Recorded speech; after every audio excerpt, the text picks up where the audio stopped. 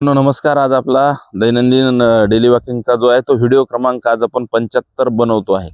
आणि हा बनवत असताना आम्ही जी वॉकिंग करतो तर नेहमी ऑफ रोडला जी आहे तर ती आम्ही वॉकिंग करत असतो। आणि 75 नंबरचा व्हिडिओ बनवत असताना आज एक तुम्हाला इथेच उदाहरण देतो की जे आपल्या शेळ्या आणि मेंढ्या आहेत ते ज्या वेळेला समजा गुराखी चारतात किंवा त्याच्या समोर जे चालावं लागतं किंवा शेळी सर्वात फास्ट चालते, तर हेही आपल्याला एक उदाहरण देता येतं की शेळी ज्या वेळेला चारल्या जाते तर त्यावेळेला ती मिनिमम साधारणतः 4 किलोमीटर किंवा जास्त आपण कधी कधी मोजूही शकत नाही।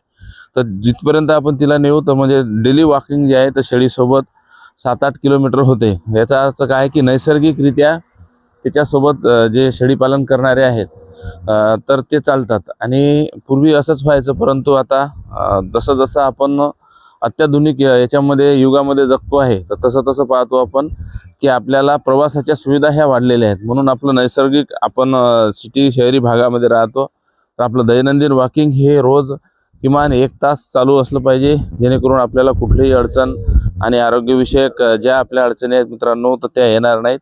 म्हणून आपलं रोज अर्धा तास वॉकिंग हे चालू ठेवा आणि आपलं आरोग्य हे सांभाळा।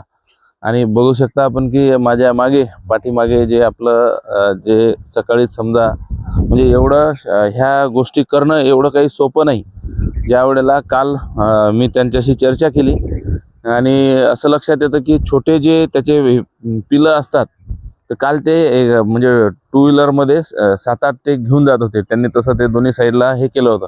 म्हटलं यांना का घेऊन जात आहे तर त्यांनी सांगितलं की बा छोटे जे पिलं असतात की त्यांना ऊन सहन होत नाही, म्हणून त्यांना जास्त चालणंही सहन होत नाही, तर त्याला आईचं दूध वगैरे पाजल्यानंतर सकाळी इथून ते घेऊन जातात। आज सकाळी त्यांनी नेले असेल, म्हणून हे सगळं नियोजन असतं। कुठलंही काम जे आपल्याला वाटत असतं तेवढं ते सोपं नसतं।